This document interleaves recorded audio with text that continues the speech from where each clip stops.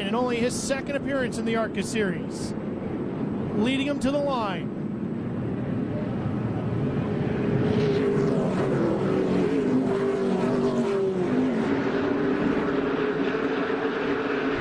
Looks like a green flag.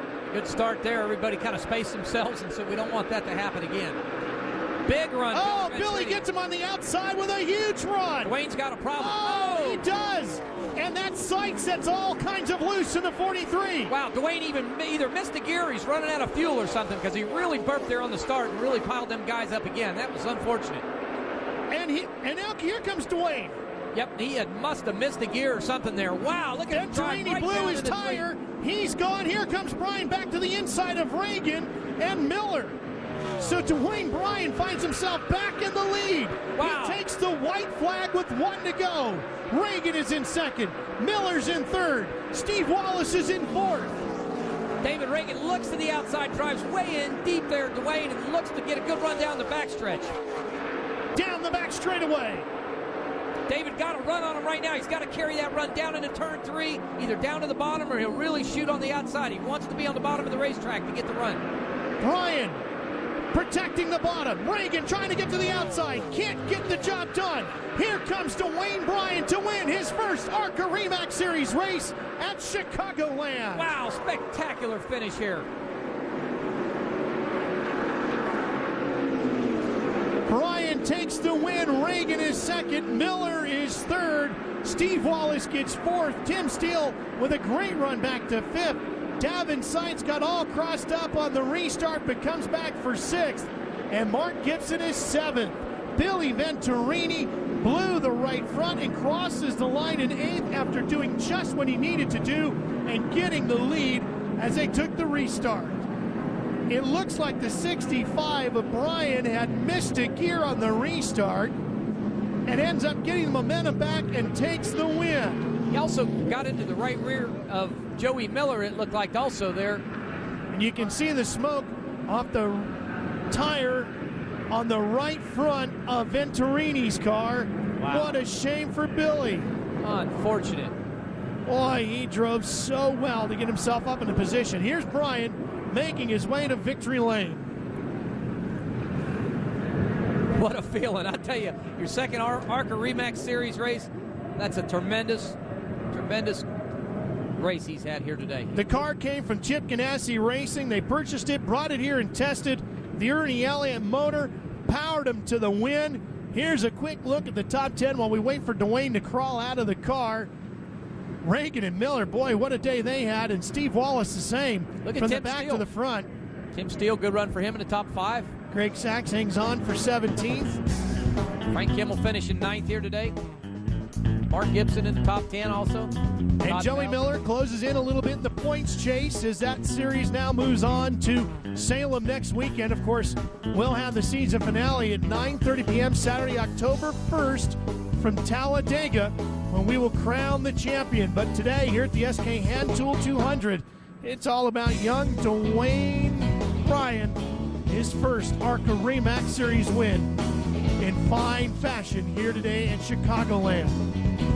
Well, I tell you, what a finish. That was a dark horse. I'd have never called that one. I don't know about you. I know he had a good top 10 run here today, but I'd have never believed he could have won this race. But he did a fine job, did everything right. And it's put it in victory lane here today for him. Let's head down to Don Radebaugh. I'm here with the winner, minus the camera, but let's bring him out. Let's bring him out anyway. Dwayne Bryan, your winner in only his second ARCA RE/MAX Series start. What an incredible day for this young man at Chicagoland Speedway. Young man, how on earth did you win that race? I don't know. We took the last restart. When I went from first to second, fuel pressure light came on. It sputtered. I pulled it down. So you didn't miss a gear on that restart? No, sir. Somehow, all of a sudden, it picked back up, took off again, and Joey and Billy was racing off of 2, and I got a good run, pulled under Joey. Yeah, say sorry to him. Didn't mean to wash up into him in 3 and 4 like I did, but had to go for it. What does this mean for you? What does it mean to you? What about 06? I can't even describe it, what it means, but we're wanting for 06, find some sponsors or a ride. So I'd like to thank High Tech Construction, Ernie Elliott Engines, Lauren Rainier. Got it. That's your winner, Dwayne Bryan. All right, What of the Don, day? thanks. We're running real late here, and David Reagan's crew will win the SK Hand Tools Crew Chief of the Race Award. And lets Gerhardt catch him, and then two of them guys can get a good run. That might be what it takes to really get around the 10 car. Then as we say that, guess what? They close up. You can see. We come up on some lap cars too. Yeah. We come up on some lap cars. Looked like Chris Locke was trying to do a little hand signal out the window too. He wants some help. Give me some help.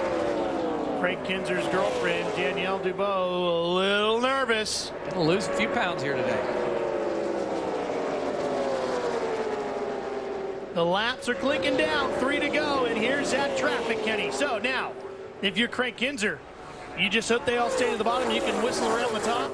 Well, it looks like, you know, these guys, their spotters are telling them what's going on. ARCA's giving them a move over flag.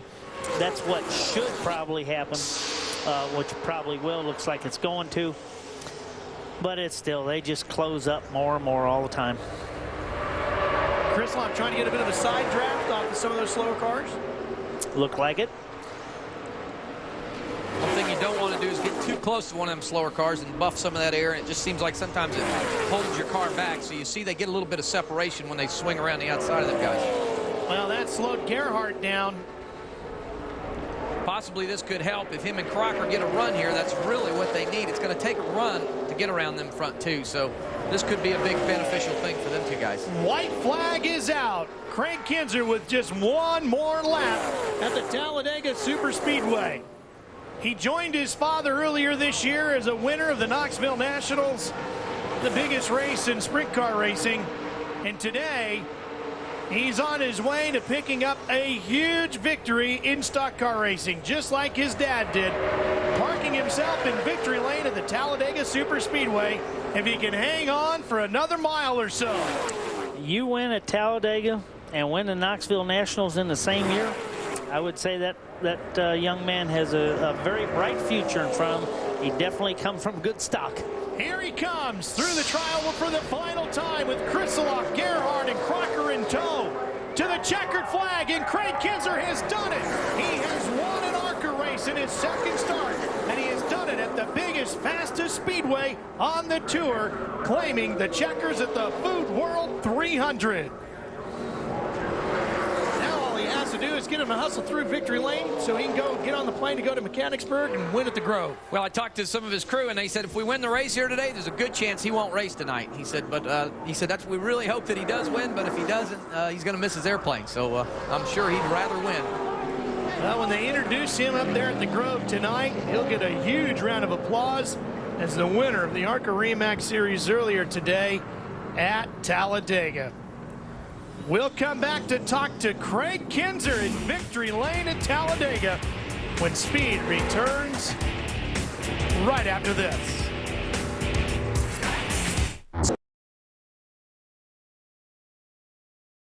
An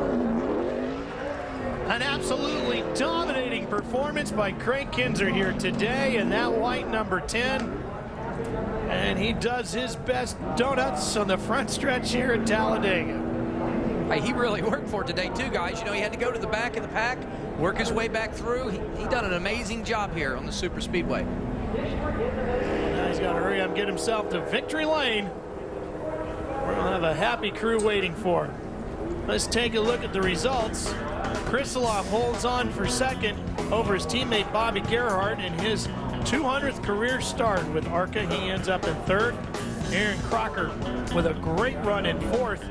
Frank Kimmel claims his 7th championship in his career and brings it home in the season finale with a top 5 finish in 5th. Bernie Lamar, guys, a very impressive performance in a car that just didn't look like it had the oomph to challenge. He brings it home in 6th. Kevin Harvick, development driver, you know, you're going to see him do great things here next year, again, being part of that Kevin Harvick deal. He's with a great team. Look at Mike Garrity. Top 10 finish for Mike Garrity and Eddie Sharp and that whole team. Great effort for them. David Reagan talked about, you know, how bad his car was, and he told me before the race, he said, if I can stay out of trouble and have a top 10, it'd be like a victory for us. Should point out that we had 2 female racers in the top 10 here today, too, as Christy Passmore did a good job coming home in 9th. Very good. That's you come out of this place one piece with the top 10. That's a big day. Brandon Knupp should finish 6th in the points as he comes across the line in 15th today. See Jason Jarrett finishing 22nd, having to start from the back. Jason's still trying to put a program together for next year. You know, drove for Venturini Racing through the year, and we hope for good things for Jason Jarrett and that whole team.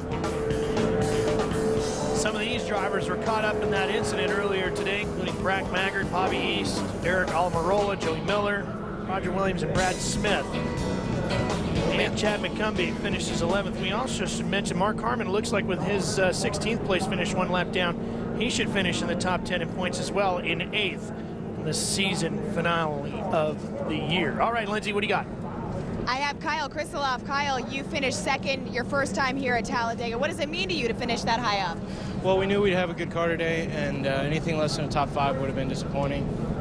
We just kept coming out in the back on the stops. We came out 5th and 4th, so it's tough to pass here when the cars are that competitive. I know Craig had the same motor I had, basically, so I don't know. The draft just really wasn't coming into play that much, especially towards the end. I never hit the brake the entire last 30 laps, and I couldn't get close, so I guess we just came up a little short. But Kyle, in the big picture for you, how big is this 2nd place finish here? Well, it's rewarding. We've had a lot of really good runs this year, and it's just nice to finish off the season on a high note, especially, you know, looking forward to next year. It's a good, positive race for us. Okay, and your plans next year? Really up in the air right now. Okay, Kyle Krisiloff finishes 2nd here today.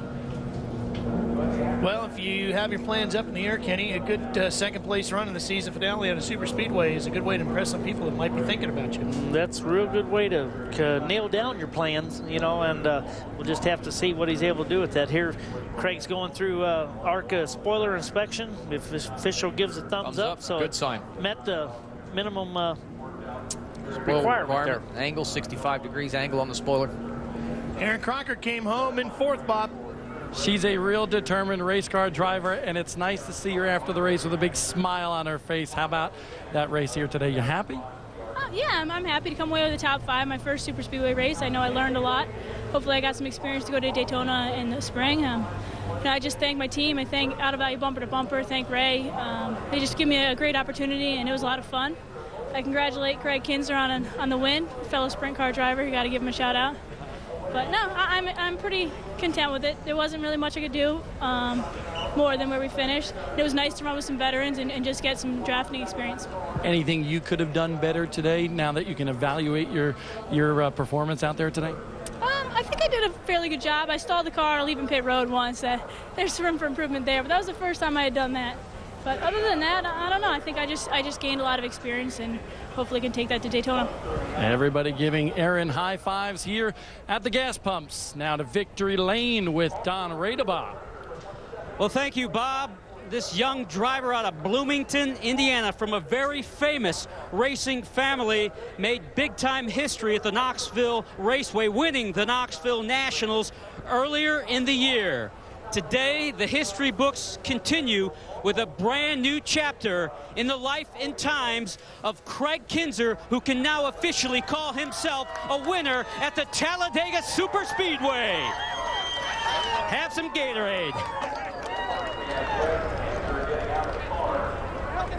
Very impressive, Mr. Kinzer. A winner at the Knoxville Nationals. How does the Talladega Superspeedway rate against that? Well, it feels pretty good right now. It's definitely awesome. We had a good car today, and man, the boys really worked good, and I had to get this U.S. Army Centrex Rallies Chevrolet up front.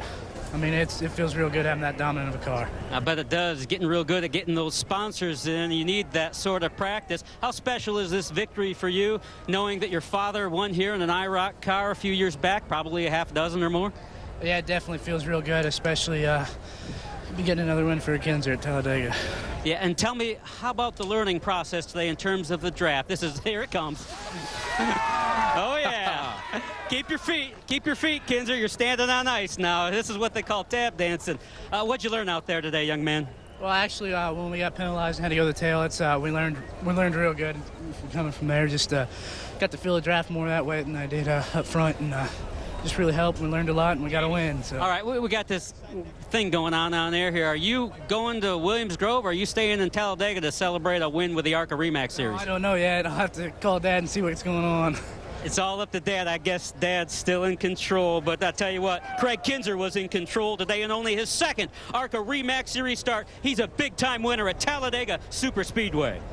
April 30th, 1994 was when Steve Kinzer pulled into victory lane here at Talladega.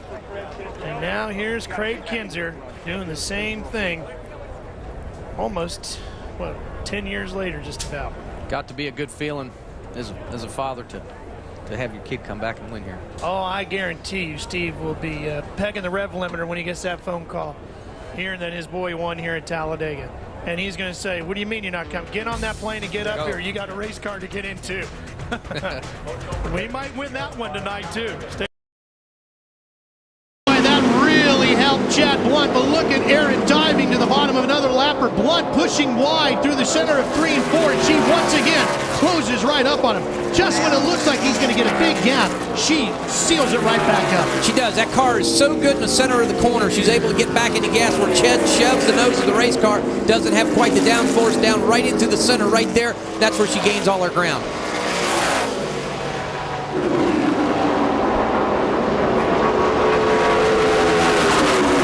Here she comes again. Here's where she's making all the ground. Right down through the center, she's able to stand on that gas. It's so cool to have a good race car through the center of the corner because you can get such a good race car off. Back in third, the number 9, Joey Miller. We haven't talked about it much tonight. Spent a lot of laps running in second, doing a great job hanging on for third. But this is where the story is with 2 to go. Aaron's so good. If she's got to make a move, she has to do it now. Now's the time to set Chad up and get a good run on him. She knows what it's going to have to take. She really needs either to get up on his bumper, loosen him up on corner entry so she can get by him. The best finish by a female ever in ARCA Series history was Shauna Robinson, who finished second at Daytona in 1999. Worst case scenario, it looks like Erin Crocker will tie that. Can she better it? 1 to go. She's going to have to close that gap up in a hurry. She's lost a lot of ground on that lap. I don't know, through traffic, or maybe she just overdrove them tires and lost a little grip on them tires. Again, when you overdrive the race car down on corner entry, it heats the tires up and we lose grip, and unfortunately it looks like that's what's happened there. She'll make one more desperate attempt going down into 3. Drives down into corners. You see Chad Blunt just driving away. He's got the race car. It's gone away from her. It has gone away from her here in the last 2 laps. Chad Blunt makes his way to the checkered flag for the victory here in Kentucky. Back-to-back wins for Chad Blunt. Erin Crocker does a great job making history in her own right as she ties Shauna Robinson with the best career finish by a female driver in ARCA Series history with a well-earned second place. Awesome finish here tonight. She done a great job. Joey Miller, a tremendous run for the driver in car number 9, comes home in third. And Frank Kimmel, big picture racing, sees the championship, number 7, looming out in front as he scores more points tonight with a 4th place finish.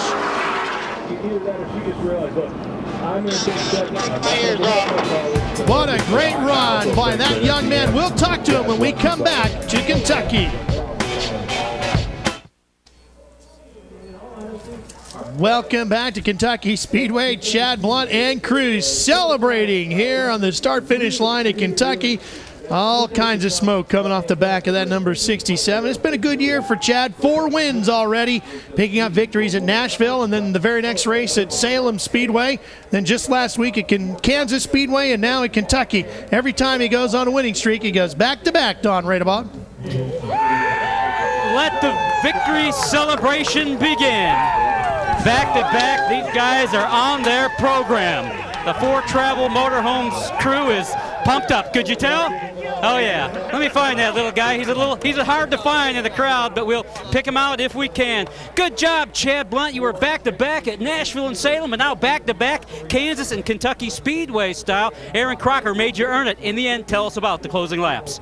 They were pretty hairy there. The race car got real tight there at the end. We knew if we kept her on the bottom, we'd have the car to beat. But how about these guys? Lead this many laps. I mean, we just missed the pole, but this is awesome. I mean, I got to thank all my sponsors, Biomet, Ford Travel, Redline Oil. I mean, if it wasn't for all them, we wouldn't be here. What a run from you tonight. I'll tell you what, you almost ran out of gas early in the race, too. It had to have been some tense moments there for you. Yeah, I was watching that gas gauge the whole time there, but, you know, it worked out, and, you know, I'd like to thank Mary Louise and Dave Miller for giving this opportunity again. It's kind of rejuvenated career. And I remember back at Nashville, Chad Blunt's back. Well, he's even back and badder than ever. No doubt about that. Chad Blunt did a great job. Lindsey Zarniak, who do you have? I've got Erin Crocker, and she just said, I'm content. I'm not thrilled with myself. I can't believe you can say that when you just made history. Well, thank you, but I definitely had the faster car, and I'd gain on Chad right in the center of the turn, but I couldn't ever get a run on him. So congratulations to Chad, but I'd just like to thank my team and Ray Evernham for coming here to spot tonight. Out of Value Bumper to Bumper for sponsoring me. It's definite improvement, and we're heading in the right direction, so I guess I'm content. I know you've said this whole thing has been an entire learning experience for you. What did you learn out there tonight? Tonight was probably one race where I kind of put it all together. I mean, there's still obviously definite room for improvement, but I hit my pit stops and I got my restarts, which I struggled the first 2 races. So starting to put it together. I still need to work on some passing things and when you get in a big crowd of people, but definitely headed in the right direction. Congratulations. Dan and Ralph? Dan, she's had 3 races, 2 poles, and now top 5 with a second place finish. And we hope to get this one completed as soon as we restart. The scheduled distance for this one was 113 laps. We've completed 111. Stephen Light out front. See, they're keeping their tires warm, getting the rubber off them tires. It's going to be a sprint here for 2 laps. And Stephen Light knows what he has to do. He has to get in line. He has to get in the rhythm. Does not want to give Brad Coleman an opportunity to duck underneath the bottom side of him, because Brad does have a good race car here today also. The pace car stays out in front of this field, so it will be a green-white checkered situation, meaning next time by, they will get the green flag. Then obviously after a mile and a third, the white flag will come out for their last lap. So not a lot of time for Stephen Light and Brad Coleman to battle this out. We have 2 laps of racing here. It'll be a single file restart. All the lead lap cars will be in a single line, and they will race for 2 laps. Well, Rick, what's your bet? Well, I tell you what, you've got that veteran Frank Kimmel back there. He's won 3 races at this racetrack.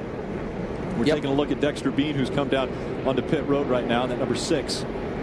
Dexter having a really good run here today. Possibly tire going down on that car. They've had to come in, change right sides. Unfortunate for him.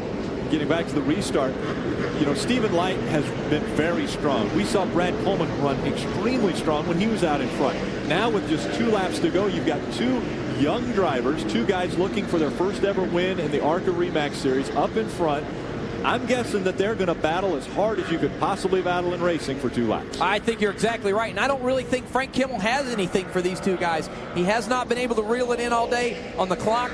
Them 2 cars have been faster than Frank, so we'll have to see what happens here. Frank, again, here for the big picture. He's here to win championships, so he'll do what he has to do to finish it out good here today. Brad Hockaday shows him the green flag. Stephen Light out in front. Stephen Light Brad Coleman stands on the gas. He drives down into turn 1. It's important to get a real good set off the corner here, as Stephen does, to where he can get back on the gas pedal, get a good run down that back straightaway. So important here at Nashville. Already through turns 1 and 2, 3 car lengths between Stephen Light and Brad Coleman. Now they work their way through 3 and 4. Here comes Frank Kimmel. He's going to give a chase to Brad Coleman for second, but this time by, the white flag will fly. Stephen Light takes it with a 4-car length lead over Brad Coleman. Brad Coleman, Stephen Light, these cars look identical, but it's going to be so hard for Brad to catch him. He's got air that comes off the nose when he gets up to the back of Steve there, so it's important to get in. He'll have a great day if he finishes second here. Down the backstretch, Stephen Light just in front of Brad Coleman. 5 car lengths separate them. Could it be Stephen Light's first ever win in the ARCA RE Series? It looks as though, coming out of 4, he's got enough distance between himself and Brad Coleman. The checkered flag will fly. The PFG Lester 150 goes to Stephen Light. Rhythm was the key to his success here today. Stephen did exactly what he had to do. He kept his calm, run an awesome line here at Nashville, and that's really what's important, not to overdrive these corners. Extremely impressive run for Stephen Light in that number 55. And I tell you what, the Roberts Yates development drivers have done extremely well. The 55 driven by Matt McCall in the first race of the year finishes second to Bobby Gerhardt, and now Stephen Light gets into the 55 and he wins the second race for the ARCA Series. Robert Yates has got to be proud of these drivers. He's given them really good equipment. He's assembled a real good team for these people. So again, communication is key to success in this business, and they do have communication. They've proven exactly that. See Steven come down to victory lane. Maybe a little victory donut for us. There he goes. Hear the engine on that car hitting the rev limiter. 8,800 chip in them cars as he revs it up. Hits the limiter. I'm sure the engine guys, they really don't like it when we do this, but sometimes after a long day of work, we can't help ourselves. The Busch guys might not be too happy either when he just drove right across the logo on the grass there. But Steven Light doesn't care. He's going to have some fun. Winning his first ever race in the ARCA RE/MAX Series. Flawless performance from Steven today. Again, he just did everything right. He did what he had to do to win this race. Take a look at our unofficial results. The top 10, Steven Light getting his first win. Brad Coleman with a very impressive run for that 18-year-old. Again, he has his high school finals coming up next month that he has to deal with as he finishes second today. Frank Kimmel, impressive run in third. Yep, TJ Bell doing a fine job. Again, clothing entrepreneur, been in racing a long time. Hopefully this will help TJ land some type of sponsor. Look at Willie Allen, the 75 car finishing fifth. Bob Strait, R&D car. Bob Shack, I'm sorry, R&D car. Bob Shack, been around the series a long time, also at that helm. Cale Gale, awesome finish for him today. Well, look at Steve Wallace finishing 10th. Again, this is unofficially, but Steve Wallace having problems, had to come down pit road, made changes to that car, had to get fuel put into that car, had run out of gas, and restarted this one back about 16th and was able to make his way up to 10. Oh, he was on a mission. Unfortunately, it was frustrating for him, but he had a good race here today. And again, what these guys learned over here on the ARCA side, it's laps. It's about consistency. It's about learning the line, and that's what these drivers were able to do. Stephen Wallace and Aaron Crocker, and that's what they're going to take over to the Busch side this afternoon in the Busch race. Yep, they will jump out of their ARCA cars and make their way over to the Busch garage to get back into those machines as that race will kick off here shortly. Steven Light brings it into victory lane at Nashville Super Speedway, and we see the 21 on the A post of that car. Down in the front again, remembrance of Jack Bowser, who passed a week ago. All of the drivers having the Bowser family in their hearts and prayers as they've suffered a tough time. See, as he loosens the Hantz up, he pulls down on the straps to get off. It takes a lot to get out of these race cars, and again with your Hantz device and the big head. Awesome trophy, especially for your first victory in the ARCA series. Of course, the Gatorade is flowing around here from his team. He's going to pose for some pictures. Maybe he doesn't know he has live television here, but we'll let him take a few pictures. A good run. You know, Matt McCall, his Robert Yates teammate, stepped out of this car for this race, so no one's happier to get in it than Steven Light for today. Hey, his crew is actually they just reminded him, hey, you got to get out and do live TV. I'm sure you're enjoying the photos, but we want to talk to you on TV. That's a pretty cool guitar there. What are you going to do with it now? Oh, I tell you what, we should put it up on the wall at the shop, man. These guys are awesome. Everything I did in this car today is because of them. I mean, I was out there having a blast because of what they did in the pits. I mean, they did a great pit stop, come in, got out quick, and all weekend long we got better, you know, every time on the track when we practiced, and we had a great qualifying effort. If qualified fifth, the gear we had wasn't for qualifying, it was for race trim, and it showed during the race. Car was awesome, and got to thank all of our sponsors, City Financial and Robert Yates Racing, for letting me have this opportunity. And God, these guys are great, man. Did you ever think it would come this quickly, or not soon enough, your first win in ARCA? Well, they just told me, they said, didn't you listen when they said where to go to victory lane? I said, no, I didn't think I'd get here that quick, so I wasn't paying attention. But no, I mean, I wasn't sure. You know, I knew we had a good car for today, but I didn't know if I had the experience yet to hang with guys like Frank Kimmel and, you know, Stephen Wallace has got a bunch of testing time in these cars, and all great guys, great to be around, and I had a blast. I mean, with 20 to go, we run down the leader. I mean, that's the best way to win a race. All right, congratulations to you in your first ARCA victory. Don? Aaron Crocker, you see her with the big hand on the roof, or on the hood. Hamburger helper. 98 Dodge. She's currently in the 4th position. Side clear, all clear. Not what she really wanted. She had a good run on Blake, and she was catching him, but she just lost the groove. Either that, or it looked like she's been shoving the nose on that race car the past few laps. And again, you have to be able to keep that momentum up here in the corner at Michigan to keep that run off the corner. Again, big picture.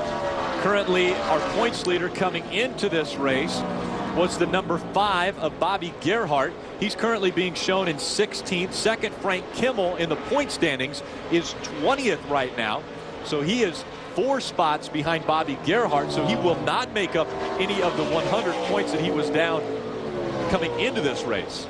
Yep, there you see Brad Coleman, 5th position. Super run for him today. And again, he's followed by Ken Weaver, gap between them two guys. Ken Weaver currently second. He just took that spot away from Josh Krug, who dropped to 7th position. 3 laps of racing to go at Michigan. David Stremme could have this race named after him if he's going to stink this race up as bad as he has. I would say it'd be the Stremme Michigan ARCA race for sure, but he's just hooked up and he has set sail. Thank goodness he's got the Hantz group on top of the, not only the hood, but also on the back bumper. Seen a little tire smoke out of him, meaning he's running that thing right down on the ground. Yeah, looked like the tire that last lap was smoking a little bit off that right rear. Not sure what that was about, because these fenders should not be rubbing on these cars, and he's not running any harder than he was earlier. In fact, he's like half a second off, so not sure. He possibly could have a tire going down. Look at how high on the racetrack he's running. Again, he has a lap lead on everyone as he comes to the start-finish line. The white flag comes out for David Stremme in the number 61. That Dodge running so well all day. He only gave up the lead when he came in for a green flag pit stop. It has been all David Stremme. Billy Weiss second. He's the only other driver to lead any laps here today. David Stremme in a dominant performance in that Rusty Wallace Incorporated number 61 Dodge. Rusty watching ever so closely from a booth actually next to us. As David Stremme comes out of turn number 4, he will see the checkered flag and win the Hantz Group 200. Thank you, Spotter. Thank you, guys that come over from the 17. What an awesome day. Thank you, Rusty, for the opportunity. What do you think, bud? Good job, man. That was just amazing. Just classic ass whipping right here. Hear Rusty on the radio saying, great job here today at Michigan, guys. Just stellar performance for David Stremme in the 61 car. That's just the total package. I mean, they had the 17 truck team pitting that car, but they really didn't need to make any great pit stops because he had run so well to start this race. It was lap 60 before any of these cars came in for a pit stop, and so they ran over half of the race under green flag conditions, which mean they had to pit under green flag conditions. And they did, and that crew is flawless again under the helm of Rusty Wallace. They did everything right here today. Didn't do anything stupid, didn't do anything risky, and that's why they're in victory lane. A lot of career bests taking place here as well. Billy Weiss in the 27 coming home second. Blake Bjorklund in the 32 coming home third. Aaron Crocker has a better career performance, but this is her best Michigan performance. She came home in fourth. Brad Coleman, another impressive finish for that 18-year-old in fifth. See, got the high five out there. I tell you, confidence builder going into the Nextel Cup race this weekend. Big confidence builder for David Stremme as a driver. And this is exactly what he wanted to do. He wanted to get track time. The more time he can sit in a race car going around this racetrack, the smarter he gets as far as driving in the Cup car. So he learned a lot today. I'm not sure he had to learn too much as far as battling for the lead because he held it pretty much the whole race. David Stremme will celebrate in victory lane when we come back.